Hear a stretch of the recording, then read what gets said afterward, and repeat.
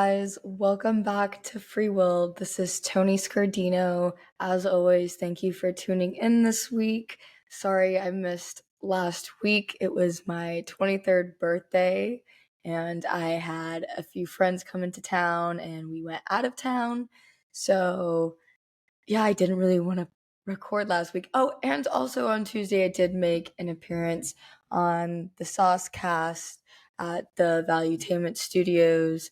So always a good time doing those debates. Um, we're back at it. I am back. We are going to be back weekly. I come to realize that I am a procrastinator in most things that I do. So when I say I'm going to have a podcast uploaded every Tuesday, I really do push myself to wait to that last minute. Either way, so this week I have been doing a lot of research and a lot of studying and a lot of TikToking on the meaning behind words and the meaning behind our English language. And realized that I'm obsessed with studying this because it really unfolds a lot of truth to the universe and truth to how we live our life. And basically, we're going to start talking about the power of words and the deeper meaning behind our language and how it was created. We're going to do a little lesson where I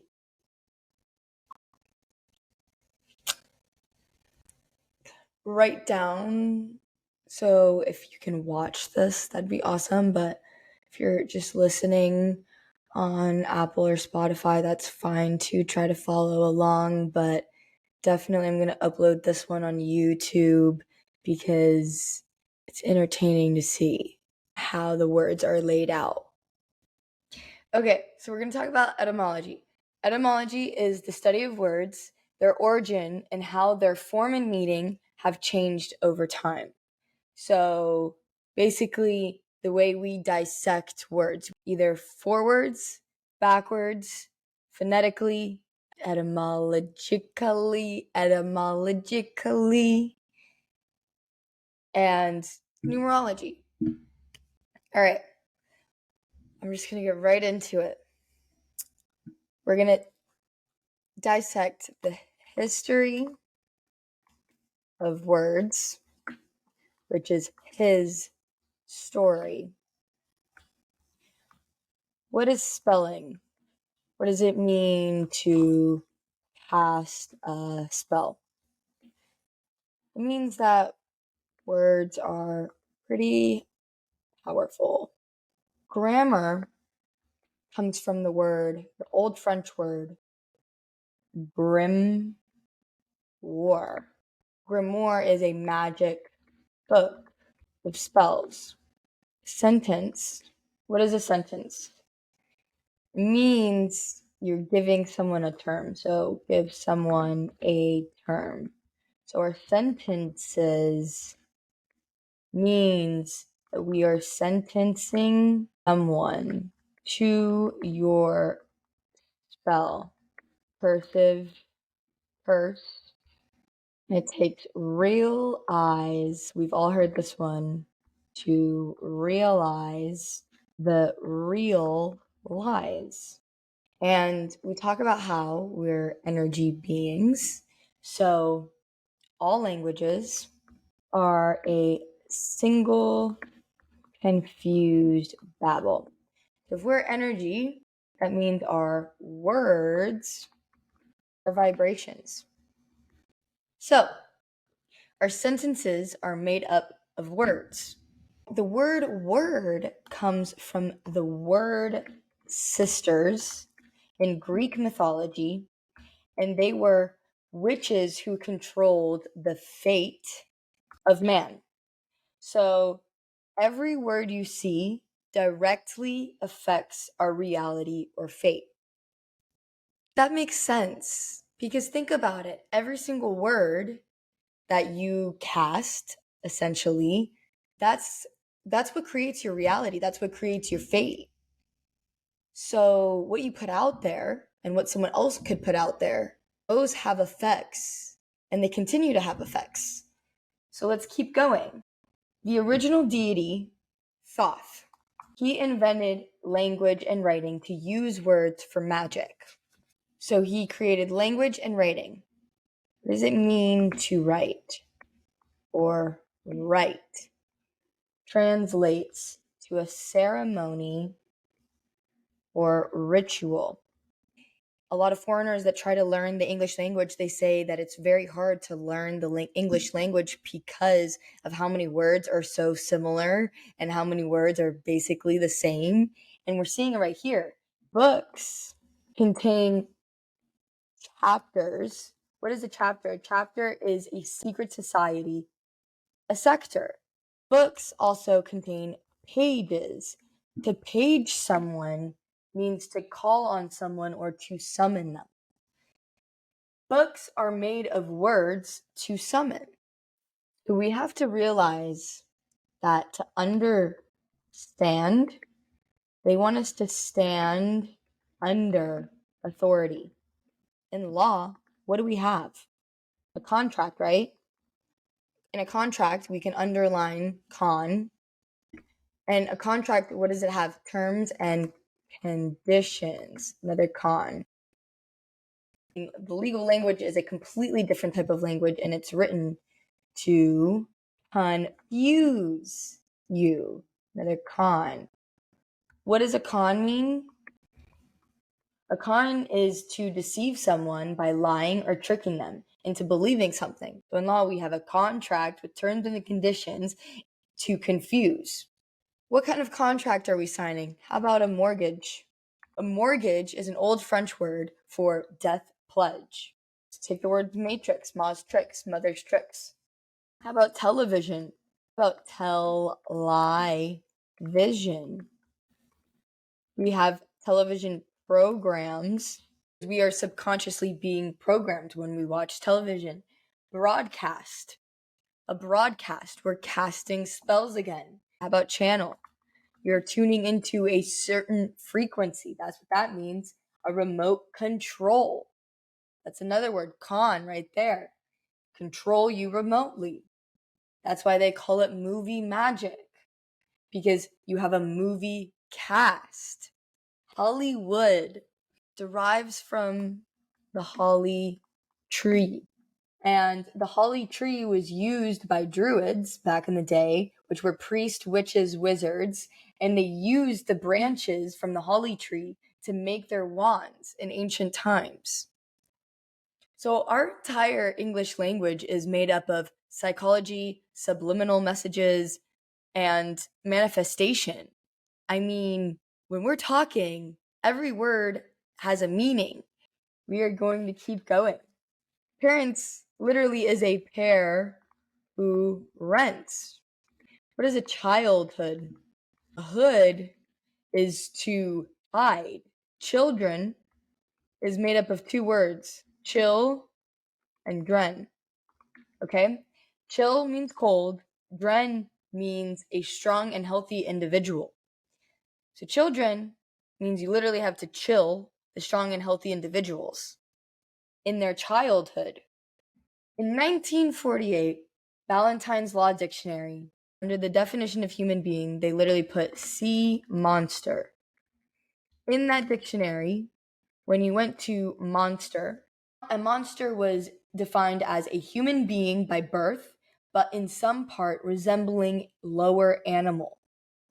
Okay?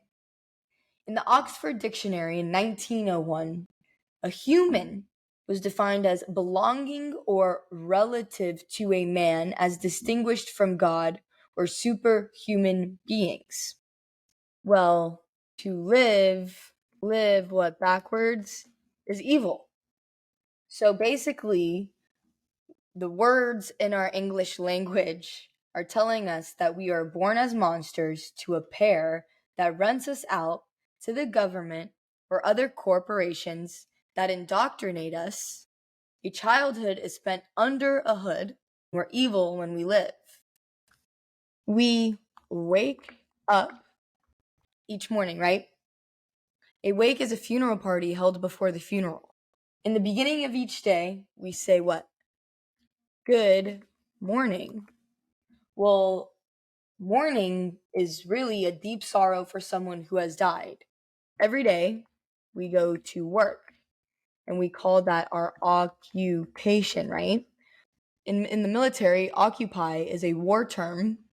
And what do we do for work? We are working for money, and it is very competitive. When you look at our English language, we're basically saying that every day we are committing war against each other at our occupation. What are we doing when we're working? We want to earn. What is earn? Earn is ashes for the dead. On weekdays, we say weekdays because average person works a 9 to 5 job during the weekday to earn a living, right? How about a weekdays to earn a living? And by the weekend, we are weekend,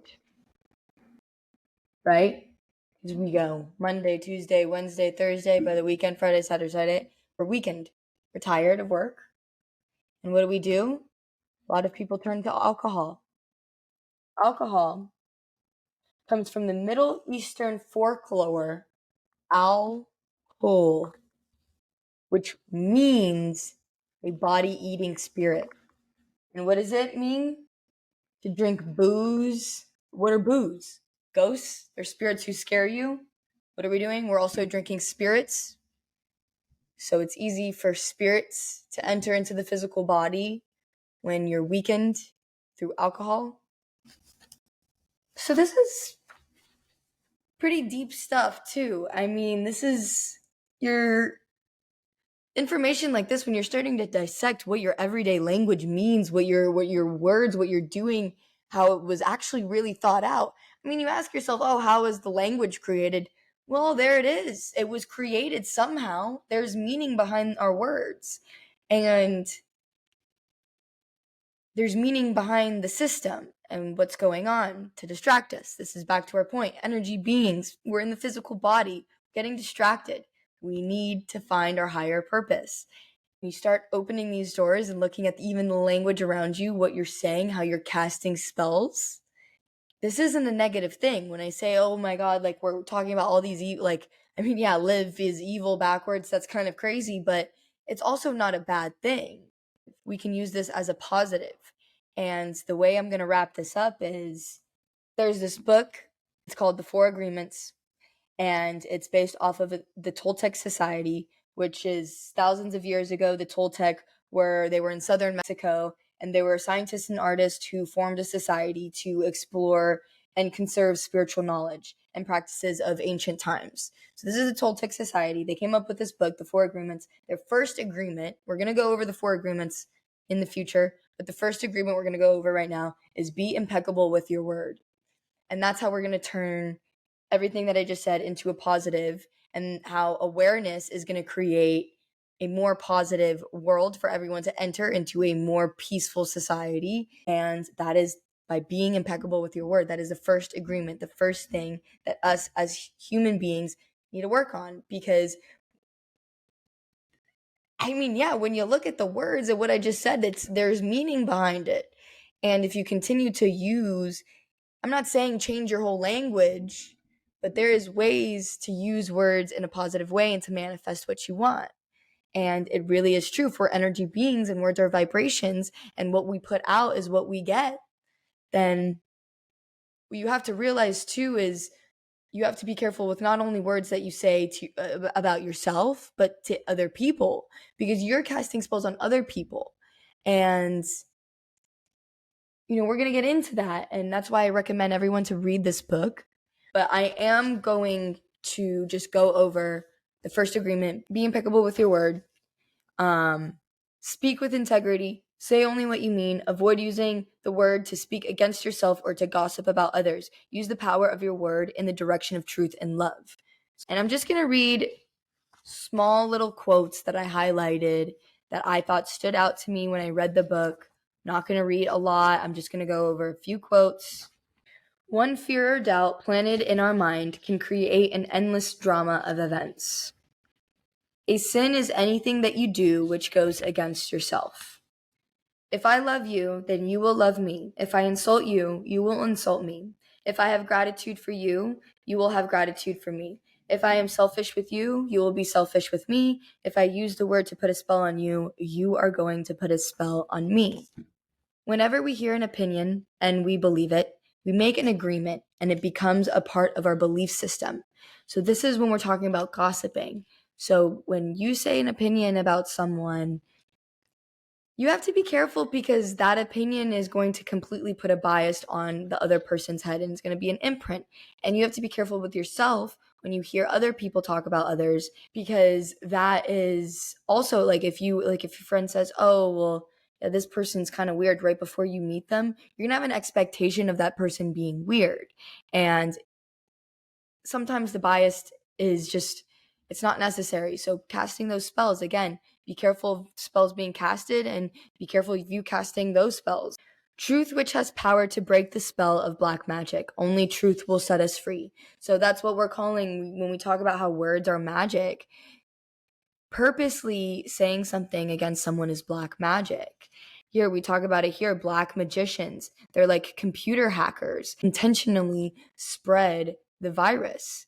And, I highlighted here 1,000 different voices all trying to talk at once in the mind. So when you have all those opinions in your mind, there are a bunch of spells basically in your brain of this person saying this, that person saying this, that person saying this, and you realize that you're not even really developing your own opinion. And that's where even being judgmental comes in. It's something we all need to work on because it's going to benefit, again, yourself. You don't realize how many times you're putting a spell onto yourself when you put yourself down, when you're saying, oh, I can't do that, or oh, I'm depressed today, or oh, this or that, or oh, he's gonna he's gonna cheat on me, or oh, this. These are all spells that you're putting into your own reality.